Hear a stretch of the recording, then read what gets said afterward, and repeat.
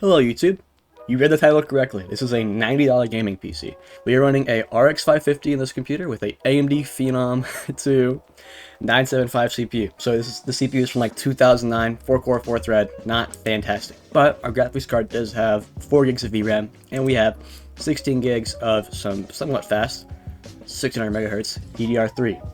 And this thing, even somebody like me, that like I've been my main PC that I've had for the last like year and a half has had a 3070 in it, and honestly, I don't feel bad gaming on this system at all. First game that we're gonna test here is Minecraft Bedrock, and some of you guys are gonna think, oh, just test Java, bro. Nobody cares about Bedrock.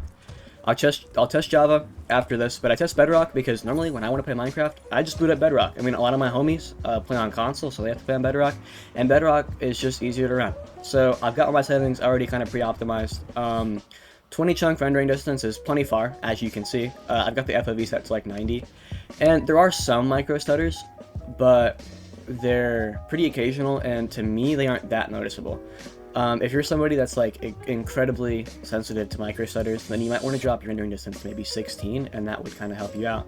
But I think 16 is when your fidelity and immersion kind of starts to get lost. So this is kind of the sweet spot. If you go much further than this, you're going to get a lot of micro stuttering when you're just running around and stuff. But for a CPU from 2009 playing a brand new version of Minecraft, this is not bad at all. Here we are in Minecraft Java, as I said I would test. We're on really low settings. I'm going to go ahead and turn off the FPS capper so I can show you guys what I had to experience. But to get it to run somewhat smooth, I had to go to 8 chunk render distance, like a 9 chunk simulation distance. And if I run a threaded chunk builder, actually I'll just show you guys. There we go. Now you can start to see those stutters. Once I start to render new chunks, it gets miserable, dude. Oh my goodness. So we have generally only about 3 milliseconds of latency, which is great, except for when it spikes to like 50 for a second and then comes back down. So this is a, there we go, 226 I saw for a second there. So my fix to that, I can't really push render distance or simulation distance. I don't want to change these. I don't want to go any lower, but if I go any further, you know, it'll mess it up. So we're gonna go to 100 FPS, and I messed around with like a semi-blocking chunk builder. I'm not fully sure what that does, but just hitting that button seemed to... Okay, that was an exception. For the most part, seems to help it a little bit, but honestly, I would just recommend playing this on Bedrock if your computer's running like this. If you've got a really old like AMD Phenom chip or like an Intel Core 2 Quad or something, you should just be on Bedrock. That's just the way that it goes. Okay, here we are in War Thunder. I'm going to show you guys my settings, which is, I kind of, customized it a little bit. 1080p, medium, low, and honestly, it runs pretty great. Like, I could forget that I'm supposed to be testing and end up just playing the game. So I'm going to, get into a bit of a fight where it's more CPU intensive and there's more, players around and whatever, and we'll see if we get any drops. Out of ammo. I don't have any ammo? Wait, what? How am I supposed to... Oh, I hit reload without realizing. Okay. Well, here. Oh, crap. Okay, we need combat flaps. This guy's gonna get behind us, isn't he? Oh, yes, he is. Oh, that's okay. We can juke him. Why don't we go down to this little valley right here? He's gonna get behind us. Look at that, dude. We just got over 70 for a second there. This game's running fantastically on this little computer, honestly. Alright, that's enough War Thunder, dude. I am absolutely terrible at this game. Okay, so this is a game that you may have never even heard of. It's called MudRunner. It's a pretty old game. It was easy to run when it came out, and yeah, we're going to be at 1080p max settings for this game, and it runs pretty good on this piece of hardware. About 60 FPS when you're not into some heavier areas, maybe like 55 here. When you start to get into some more CPU intensive areas, of course our CPU is kind of our weakness, being it from 2009. So if I find a trail here, yeah, right up here, and we really start to load our CPU, you'll start to see some frame rate drops. We're about 49 right now, and we're gonna get into some mud and get some particles going around, and it's dropping.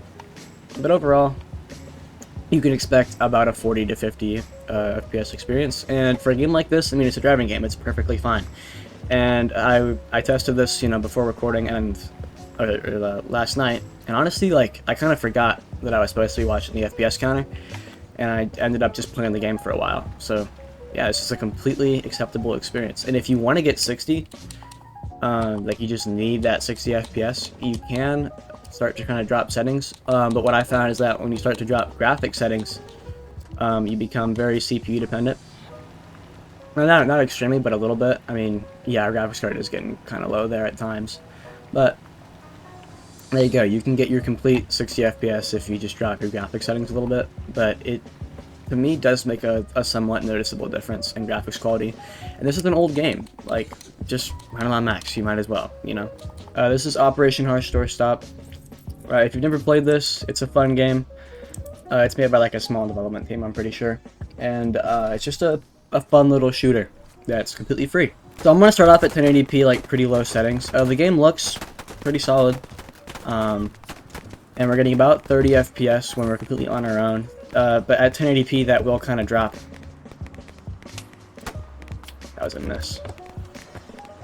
Dude, honestly, I think half of, like the worst part of my playing experience is once again this crappy little Dell mouse, but I'm too lazy to go and get out like a Haste 2 or something to use for this. You know what? I should hop on a sniper next time I die, and I should see if I can snipe with this. Okay, if I can snipe with this PC, it's pretty good. Like that's how you know. Yeah, honestly, like, I mean, the frame rate's not super high, but it doesn't really feel bad, like, at all. It's not a bad experience. There we go. Alright. There we go. Oh yeah. Got him. Oh yeah. Oh, that guy got me good. Alright.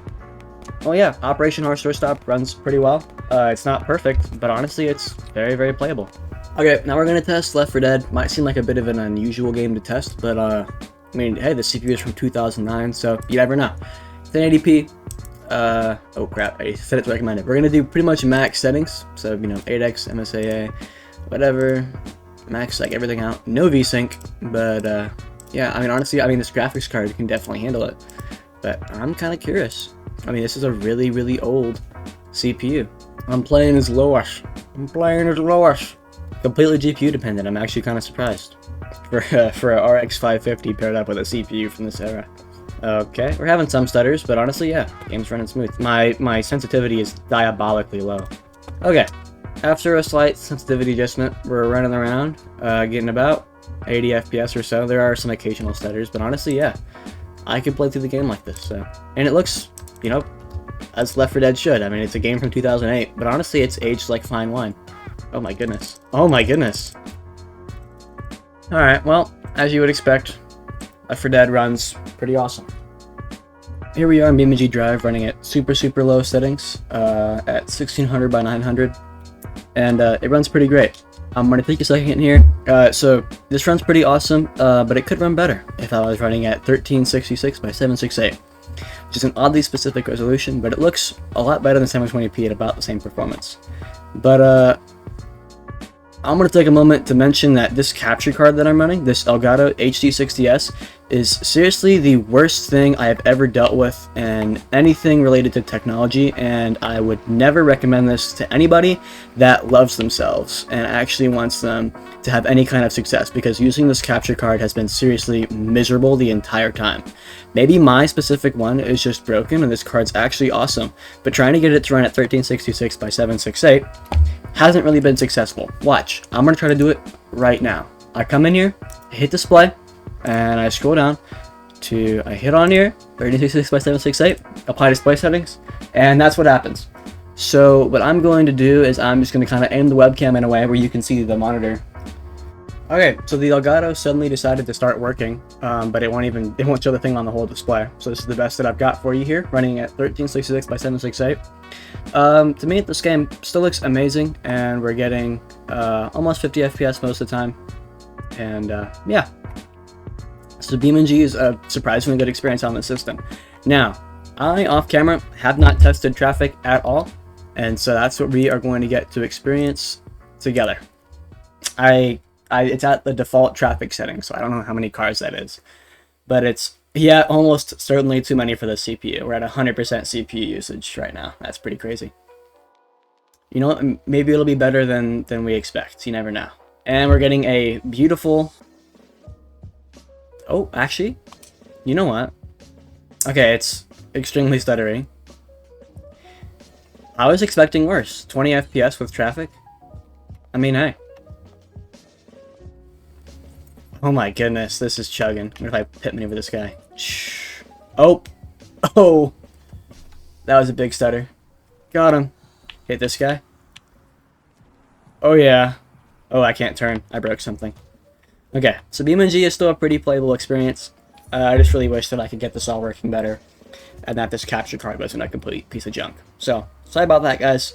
So here we are. We are playing Assetto Corsa at 1080p max settings with a total of 10 people in this race. And yeah, it's running at about 50 FPS or so, and this is a very playable experience.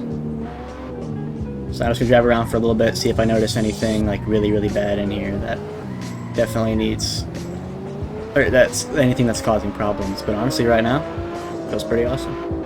But dude, this thing is so slow on the straight. My goodness. Let's see if I can take back some spots up here. The frame time graph is extremely smooth, and I'm not noticing like any stutters whatsoever.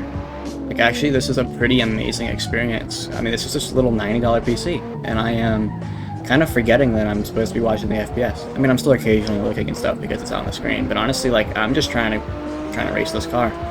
And I'm also doing a horrible job of it, mostly because I'm on stock controls and stuff, and like I haven't dialed anything in, so this game feels really funny. And I'm honestly just not the best driver. I mean, I'm used to playing on a steering wheel and stuff, and I'm not gonna set that up with this PC.